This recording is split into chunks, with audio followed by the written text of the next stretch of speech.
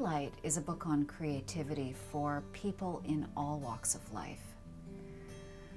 While I focus often in the book on the arts and artists, by no means is creativity limited or restricted to people in the arts. And it's been wonderful, actually, as I've worked through the process of bringing this book into form. I have worked with so many clients who resonate with deeply yearning to unlock their creativity, their unlimited access to creativity, who in fact are not artists per se. You know, the people who I work with are unlocking their creativity in the area of their health, in the area of their relationships, in the area of how they're spending their time and investing their money, how they're building their businesses.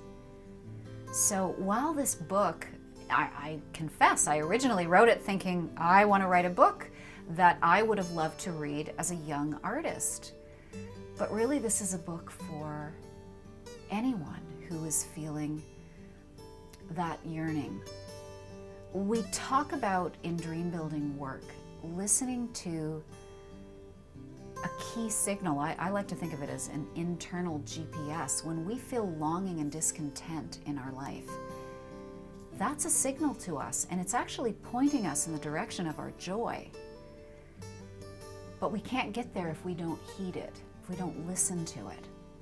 Another person who could really deeply benefit from this book is somebody who has been working for a long time in a certain field, at a certain job, and is starting to question, really, what's it all about?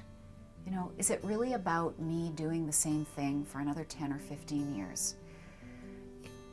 We outgrow the former versions of ourselves. You know, our natural way of being in this life is growth. When we're not growing, we're dying.